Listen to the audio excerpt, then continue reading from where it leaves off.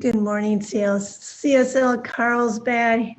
Here we are live on Facebook Live, and right now I'm actually going through Zoom, and this is basically a new technique for us because right now we are still in this pandemic, and we're learning new ways of communication, and this is really the blessing in disguise. So today I'll be talking about expanding prosperity consciousness. And before we start, why don't we do what we do best here, and that is a spiritual mind treatment. I invite you to just close your eyes and go within as I recognize this one power, this one presence, this one beautiful essence of love and light and beauty, wholeness, this divine creation that's creating out of itself and through itself.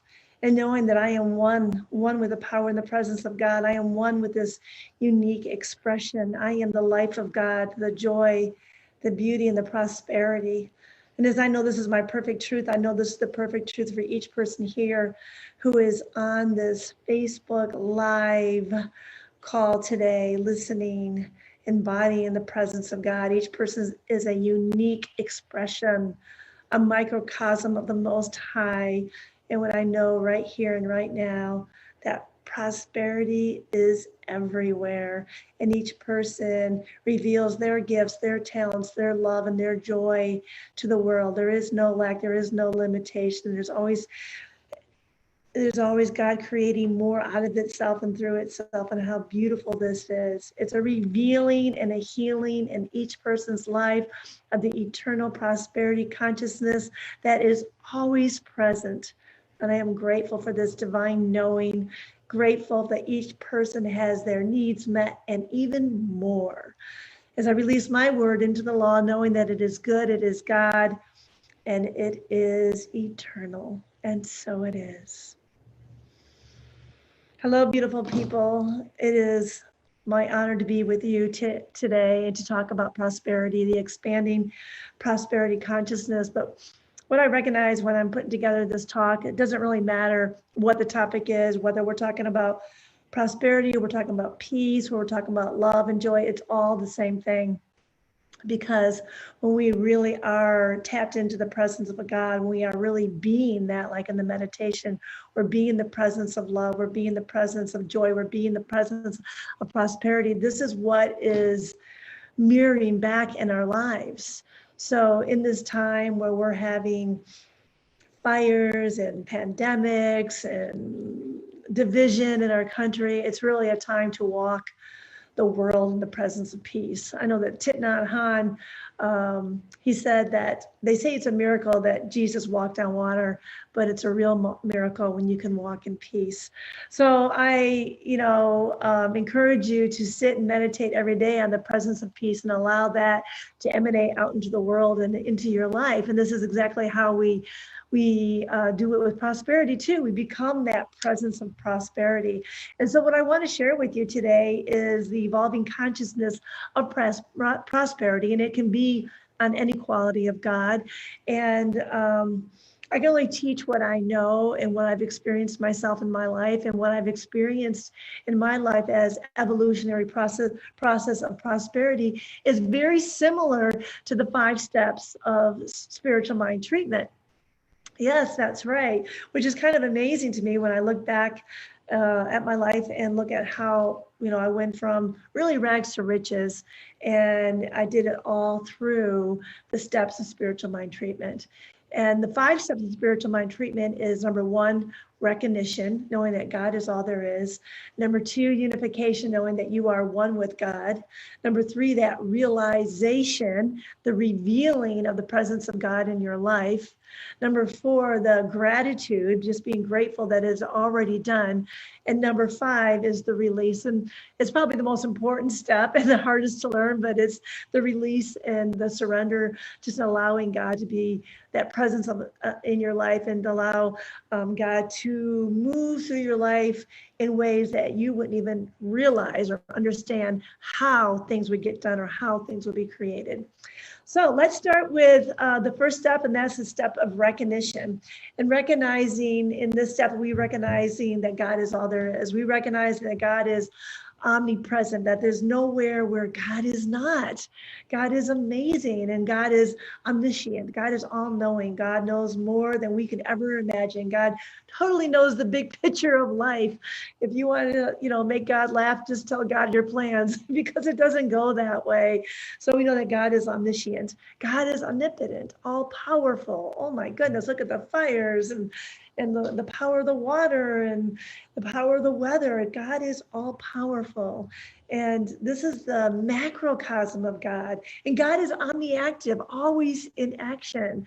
So if God is the macrocosm, then we are the microcosm. But I'm still going to focus on the recognition. And the recognition of God, I remember when I was really poor, I was living in poverty, and when I was in college, and my first job was on the cruise ship.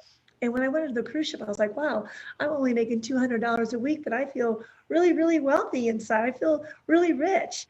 And a lot of the dancers had the opportunity to learn how to scuba diving, become certified. And I was one of the girls that became certified. And the cruise ship would pick us up in Miami and drop us off in Cozumel for 3 days. Poor us, right?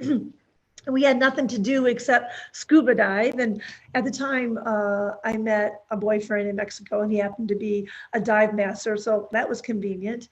And every week I would go on 3 deep water dives a week. Now, remember, I grew up in Michigan, so I'd never seen the ocean. This was my first experience with the ocean. And at first, I was really afraid of it, but I became very comfortable with it. And then when I went underwater and I started diving 3 times a week, I really became in awe of it. I became in awe of God. I just couldn't believe the beauty of I almost kind of want to cry right now. The colors and the different creations of the sea creatures underneath. And, it was almost like when you're underwater and you're diving, you're like floating around the mountains because it's mountainous under there. So the beauty of God was just so overwhelming to me that I felt like, wow, God is really wealthy. Like the world is really wealthy. And Reverend Tammy Mars, who used to do the Wednesday night service at Seaside Center for Spiritual Living before I did, and she would say, if you're not in awe of God, you're not paying attention. And in that moment, I was like so in awe of God. Like God is amazing and God is wealthy. Oh my. And so I didn't understand why Cozumel, the place itself, was a land of poverty, but yet it was a land of great riches. And that was just a real beautiful experience for me. And I realized like I had this opportunity if I wanted to stay there and be with that man for the rest of my life and have a family, I could and dive. But something told me that I needed to move forward because there was another part of wealth and prosperity that I needed to learn about, but I understood the prosperity of God. So when you are expanding in your consciousness prosperity, where in your life can you say, okay, God is so prosperous. You can take a walk outside and just recognize all the leaves on the trees, all the blade of grass on the lawn. Recognize the sand, how many grains of sand are on the beach, or how many drops of water is in the ocean. Oh my God, God's amazing. Prosperity is everywhere that we look. And when you recognize that in a sense of awness, then you have that feeling of overwhelming prosperity as God. And so then you're ready to move into the next step, and that is the unification. If God is the macrocosm of life, then I am the microcosm of life. I am that essence. I am that unique expression of God. So if God is all of the ocean and a drop of water contains everything that the ocean contains, I contain everything that God contains because I am that expression of God. I'm not the allness of God. I am an expression of God, unique in my own way and own right, like you are unique in your own way and your own right. And then how can you see your own uniqueness of the prosperity of God in your life? And so that's what I was thinking to myself, like, why is it that I'm so poor right now, but yet I feel so wealthy? I feel so wealthy in spirit and being in this land of beauty and opportunity. And this is kind of the key, that even if prosperity might not be in our life right now, we say, wow, I might not have it in my hand right now, but I have it. And I am all of that because I am all that God is. I'm only making $200 a week, but I am the wealthiest person in the world. And that's how it felt. So when we're dealing with a spiritual mind treatment, or we're dealing with prosperity, it's number one, recognizing that prosperity is everywhere. And then recognizing that you are a unique expression of God and you are already prosperous. No, it might not be in that bank account right now, but it's there. That's right. It's almost like, remember that story of Jim Carrey, how he would drive up to Mulholland Drive every single day, and he was a poor actor, and he wrote himself a $10 million check, and he's like, well, I feel really prosperous, and I feel really rich, and I know directors are asking me to do these movies, and I don't have it right now, but I know it's there. And that was the key. I don't have it right now, but I know it's there. He knew he was prosperous. He knew he was the presence of God. He knew all his unique gifts and talents were going to be revealed, because the healing is always in the revealing. And this is in the third step of recognizing that God is everywhere, realizing that how you feel really creates the deal, recognizing the truth of your being and that you are already prosperous, because this is the third step in prayer, is revealing the truth, is revealing the healing, that you're already perfect, whole, and complete. You're already prosperous. You're already filled with joy and gratitude. This is who you already are. You're just revealing that in your life. Is revealing is the healing. So what is it that you want in your life? And this is the step where, my God, the world is yours. The world is your oyster. That's why it's great to have a prayer partner, because we would always say to each other, me and my prayer partner, okay, what do you want today? I mean, the world is yours. You can have anything you want. What do you want? I'm praying it up for you. So this is where the world is your oyster, and being very clear about what it is that you want in your life. Now, Ernest Holmes says that the seeds of freedom must be planted in the innermost being of man, because like the prodigal son, we are all here to discover ourselves. Yes, because we are on a process of expanding consciousness. That's right. And we are here of self-discovery. We're here to reveal that who I really am and who you really are is the presence of God. Who I really am is prosperity and health and wholeness and balance. That's who I am. That's who you are. But it is our discovery to want to reveal that. So I had a seed planted within the consciousness of my mind when I was in my mid-20s. I was in New York City and I was taking a commercial class for acting. I don't know why, because I wasn't an actress, but it was the best class I ever took.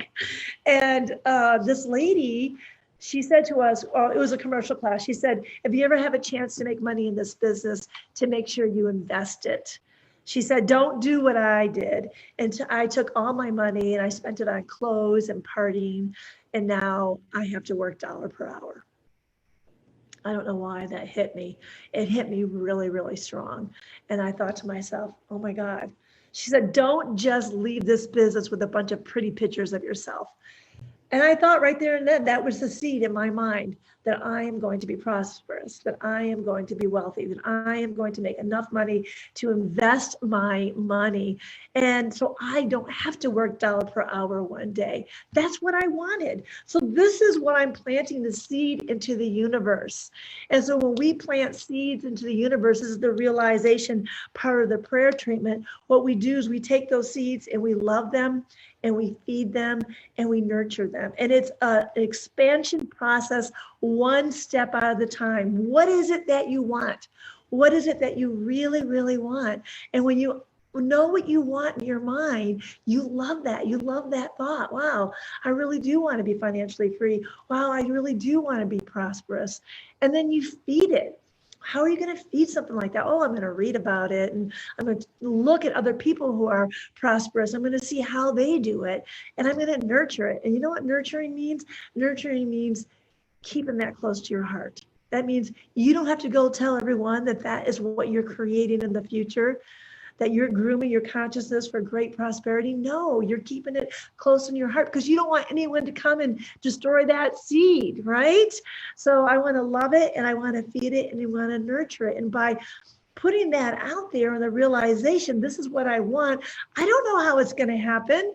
I have no idea. But what happens is Spirit brings the right people, the right situations, the right teachers, everything into place for this to become a reality in your life. So now it's revealing the process of God. But if you don't tell Spirit what you want, then Spirit can't do it for you. It's almost like you have a tray of ice and you pour water in the ice tray and there's the mold for these little cubes to be made. So when you have something that you want really bad and you love it and you feed it and you nurture it, I mean, just like Jim Carrey said, you just can't, say, yes, I feel like I'm, rich, it's not right here, but I know it's right. Even though it's not here, I know I have it. You can't just say that and go have a sandwich. He said, you have to continue to love it and feed it and nurture it and groom it in your consciousness. What is it that you want? Just continue to groom it.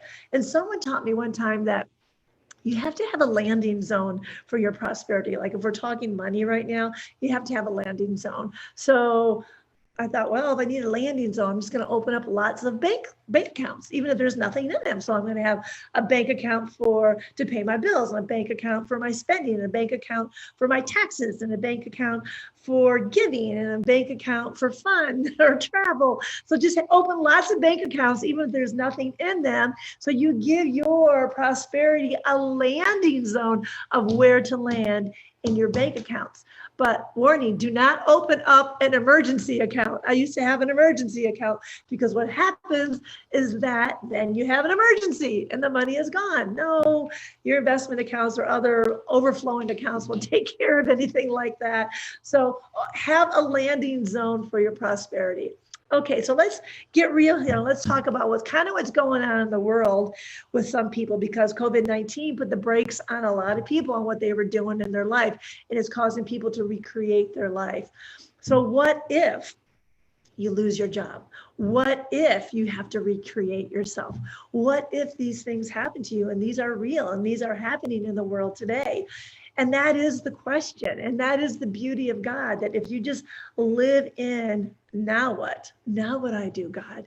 Now, how do I express my good in the world? Now, how does the prosperity reveal itself in my life? I mean, I know it's there. It might not be, I'm not getting my weekly paychecks, but I know it's there. You have to tell yourself, I know it's there. I know God's prosperous. I know I'm an individualization of the presence of God, but where is the prosperity in my life? And so, I always go back to my favorite website, and that's the coronavirus.org. And there's this sweet story about this lady, and I love her name. Her name is Millie Peartree. Millie Peartree, and she has a what is it? Fresh fish and soul food restaurant in the Bronx in New York. Millie Peartree, and she really built up this restaurant and it expanded it and had many employees. It was very, very successful. And one day she received her order, which is 150 pounds of white fish and 50 pounds of shrimp and another 50 pounds of catfish. And she received the phone call that no one wants to receive from Con Edison, the utility company, telling her that she is out of business, that they are shutting off the utilities because of the owner of the building was doing something illegal. I don't really understand it, but she's out of business. And she lost all this food. She had to send all her employees home, and she was in a state of devastation. So here she is thinking, all right, now what, God? Now what do I do? I had this great business and now I'm cut off. What do I do? And after she got over the shock of everything, the now what became, okay, what do I really love to do? And she remembered she really loved to do personal catering in people's homes and businesses. So she contacted all her clients and she told them that she is opening up a personal catering business, Millie Peartree, and she started booking a lot of gigs. And matter of fact, she had lots of gigs booked for this September. a big one for 1,200 people in October, and she was really excited about what was happening. But you know what I'm going to say next, right? COVID-19 comes in. Oh my God. And she is all of a sudden out of business. People are calling her and saying, okay, let's just put this event on hold. We're not sure what's going to happen because of the COVID-19. So here she is again going, oh, what do I do? She's in a state of shock. She's been cut out again. So after she gets over the shock again, a friend of hers who is the editor of InStyle magazine calls her, and she wants to donate meals to people who are essential workers. So Millie Peartree ended up making like 6,000 meals for people who are essential workers, and that was funded by the InStyle magazine. And then she decided to switch her attention from the essential workers to children. And she opened up a business called Full Heart, Full Bellies. And there was many of the children in the Bronx that were not being fed. And she saw this as a niche that she could move into. And she decided that she wanted to serve the families who are in need. Now, when you do something, I got goosebumps right now, because when you do something like great in the world, I mean, it's one thing to have prosperity for yourself, and it's a really good thing to do that. But eventually what you want to do is you want to make it for the greater good of the universe. When you do something for the greater the good of the universe, you've got I call it the AAA team. Your ancestors, angels, and ascended masters are coming in to help you with this. So all of a sudden, she's got help from Amazon and Coca-Cola and local businesses and restaurants that are bringing her food and money. And she has a GoFundMe page. And by the end of the year, she plans on feeding like 250,000 people. It just really brings tears to my eyes, the beauty that really expressed itself in her life, because she wasn't willing to be the victim. She was willing to continue to reveal the presence of God in her life. Now what, God? Now what I do? And it's about getting quiet, be still and know that I am God, getting quiet and asking, now what I do? How do I express my gifts? How does prosperity show up in my life, and how can I give it to the life of others? And so this is definitely the recognition, is just recognizing, the realization, just realizing that God is always revealing itself in your life in many, many unique ways. And all you have to do is to allow, you have to be open, and you have to be receptive to the revelation of God, for God to move through you and to reveal itself. You have to open to receive this universal good. So what is gratitude? Gratitude is the next step of our spiritual mind treatment, is just being in great gratitude for everything in your life, the little things and the big things. And in the prayer treatment, gratitude is a space of just saying grateful that is already done. Thank you that my prosperity is already revealing itself. And every moment is a revealing of gratitude. Now, I love this quote by Melody Beattie. She says, gratitude, it unlocks the fullness of life. It turns what we have into enough and more. It turns denial into acceptance, chaos to order, confusion to clarity. It can turn a meal into a feast, a house into a home, and a stranger into a friend. And this is how we express gratitude every single day. When we give gratitude, more and more good continues to come into our lives. So there was a story about a guy who was kind of down and out, and he wanted to manifest something in his life. He wanted to manifest an iPad. He didn't have a whole lot of money, and he read that gratitude was really the way of manifesting in his life. So he found himself a gratitude rock, and every day he wrote gratitude lists of everything that he was grateful for, and he had this deep feeling of gratitude. And he received a phone call from his sister. His father had died many years ago, and they had an inheritance coming to them, but they had to wait to a certain age. But for some reason, it was decided that they were going to get their inheritance early. And so he received an inheritance of $11,500. And he was obviously able to buy that iPad in his life and just continue to live in the presence of gratitude. So every day he gives gratitude for what is. And there was another woman, there's a story about her losing her mother and how devastating that was for her in her life. And she just read the book called Simple Abundance, and every day, every single step, giving gratitude, because gratitude, she says, is the root of joy in your life, and how beautiful that is. So every moment when you're just in gratitude, you are, and it's not just about being gratitude, it's about really experiencing gratitude and practicing it on a daily basis. And when she started to practice it with every step that she took, she moved out of her grief and continued to move into this joyous expression of God in her life, and how beautiful that is. And of course, the last step for spiritual mind treatment is the release. And this is when we just release, we let go. We know that we don't have to control how it's going to get done, that we just have to be open for God to do the work. And this is the beautiful part of spirit, that when we are really in the presence and the power of God, we know that we don't have to do anything, that it's already done. We can just let go and let God. And it's very difficult to do that, but it's a great spiritual lesson. Matter of fact, I just picked up my little sister from Big Brother Big Sister at the airport. She was here a couple weeks ago. She got into my car and she said, "Oh my gosh, Lori, I've got so much to tell you." She goes, "I know how to manifest. All you have to do is tell the universe what you want and then surrender." I was like, "What? You're 18 years old and you learned that so quickly?" And I was 45 to learn that lesson. Oh my goodness, out of mouth of babe. So here we are. How beautiful that is that she knows that. And this is for us to know that all we have to do is just surrender it to our higher power, to let go and let God, and allow, it's not our job how things are going to get done. And so we can just live in that presence of gratitude and allow God to bring the good. Our job is to be open and to be receptive to receiving. It's not here right now, but I know it's going to be here. I know it's coming.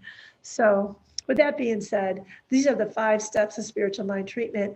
And this is exactly how we live and we move and we have our beingness in spirit by every day allowing the prosperity consciousness to unfold to its greater good, using you as a unique expression of God to reveal the prosperity in your life and the prosperity in the lives around you. So let's just close our eyes and go within as I end this talk in a spiritual mind treatment.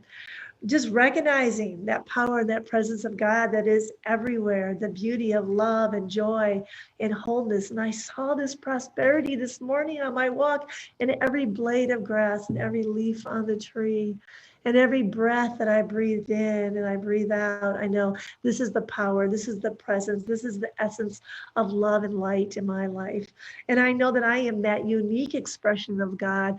I am the essence of wholeness. I am the essence of prosperity. I am the essence of revealing and healing the power of God as my life now. And as I know this is my truth, I know this is the truth for each and every person here on this call, each person revealing their highest, revealing their best, revealing their good, each person being open and receptive to the presence of God as their life, using your unique talents and gifts to reveal this to your highest and best good. And I am grateful for this. I'm grateful that God uses each person here to be of service in a greater way in the world, to give your gifts and to your talents and to give your love and your joy, and to experience this freedom of prosperity, this freedom of having enough for yourself and having plenty to give and share with the world, and how beautiful this is. And I am grateful. I'm just grateful that it is already done, that the prosperity has been revealed in each person's life, and it is here, right and right now. Now what, God? Now what, God? I continue to ask. Show me, make me your vehicle of expression of prosperity, of good, of love, and of joy in the world. And I am grateful for this as I surrender it into the law of mind, knowing that it is done and it is good. And so it is. I love you. And leave me some love, leave me some hearts. Stay in the presence of God, stay in the presence of peace. And so it is.